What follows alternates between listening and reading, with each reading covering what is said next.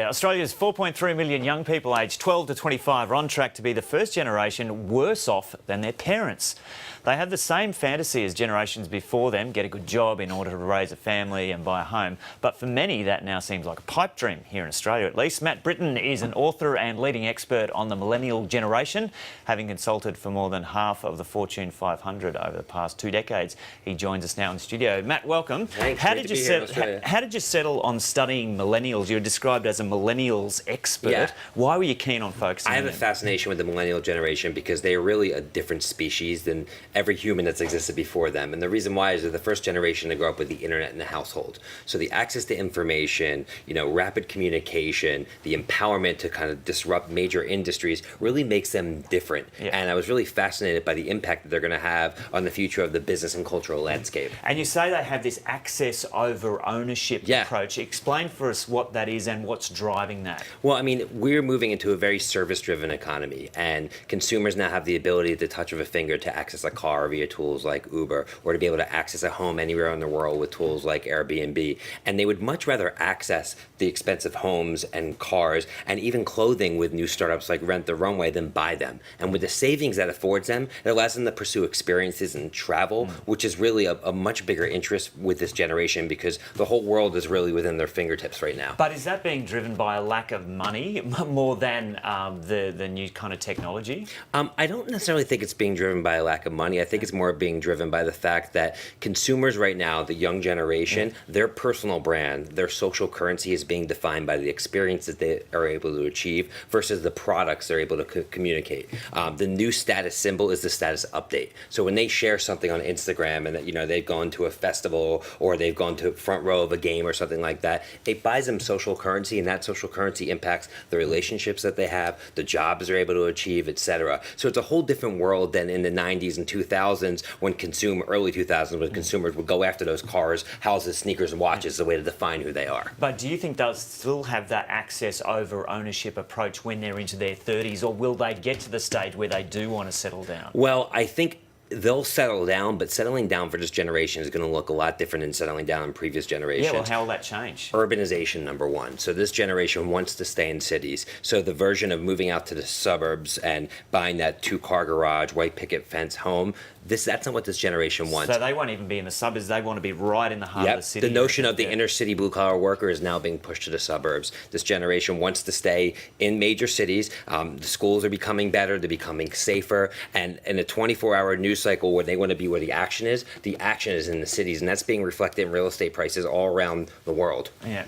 but don't you think that the expensiveness of the heart of the city will turn some people away, and maybe they will end up in the countryside because it all just gets too much in the heart of the cities? Well, yeah, I mean, it's not binary. It's not all of them are going to stay in the city, but the trend is going in that direction, that this generation is sacrificing the space for the convenience. So they'd rather be in the center of everything, even with less space, than actually being out, in the suburbs. And big companies actually are now starting to move their headquarters into cities to actually attract the millennial talent. They're following suit. One other thing that you talk of is the growing wealth disparity.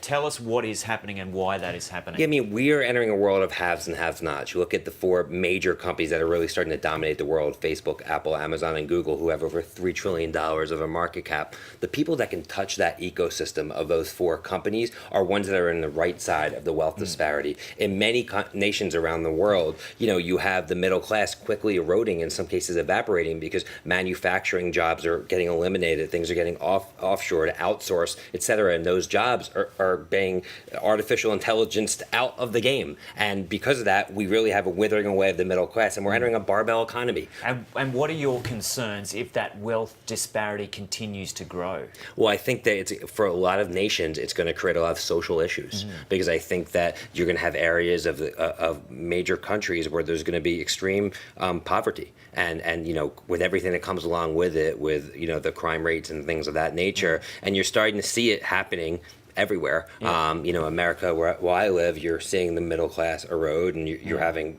class wars, and you're having a lot of tensions that we haven't seen, or at least I haven't seen in my lifetime. So there's obviously concerns that come along with it, but we have to embrace what technology is doing to progress our society at the same time. So will the elites be forced into addressing that? Because if they don't address that, then their position will be in danger. I think elites need to need to. So you look at, Amazon coming to here in Australia for the first time. There's estimates in terms of the amount of jobs that might eliminate. I think Amazon has a responsibility to try to make up for that somehow. With all the wealth, Jeff Bezos is now the wealthiest man in the world. He has a responsibility now with every job that's eliminated to try to give back. So I do think that the elites do have a responsibility. I think the good news is the elites are not evil.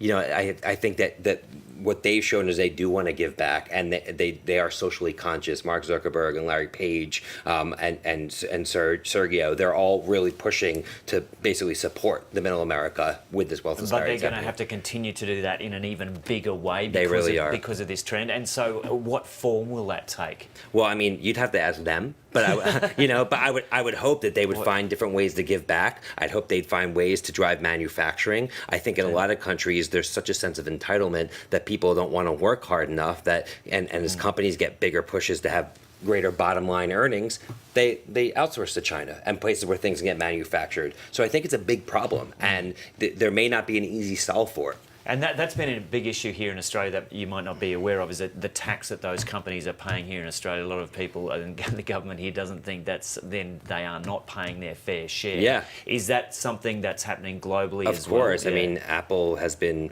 criticized widely for the tax loopholes they've seeked out, because they're offshoring so much production to China of their products as well, while they're profiting so much from the American wealth. And so should they be turning that around to change perceptions if we've got this wealth disparity that's growing as well? I think so. Yeah. I think these companies have great responsibility right now. I think that it's incredible what a handful of people have done to disrupt the business world as we know it. And I think it's obviously having major societal impact. And I think there's going to be great responsibility for them for sure.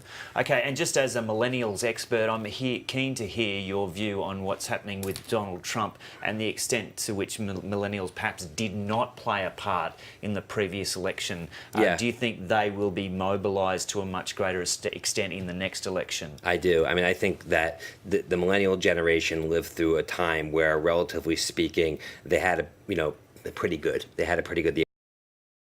with the dot-com run-up. Obviously, 9/11 happened in America, which was a terrible event, and the financial collapse of 2008. But for the most part, I think that they had a false sense of security that everything was going to be okay. So when the past election happened in 2016, I think a lot of them sat on their couches and didn't really act. And there was a different section of America that spoke loud and clear, which resulted in Mr. Trump being elected. And I think for the next election that happens, I think you're going to see a ton of activism. You're already starting to see grassroots activism, and I definitely think that's going to manifest into a much higher voting turnout in the upcoming election. And it's going to be really interesting to see over the next couple of years. Okay, Matt, Britton, thanks sure. so much for coming in and having a chat to us. Thank you.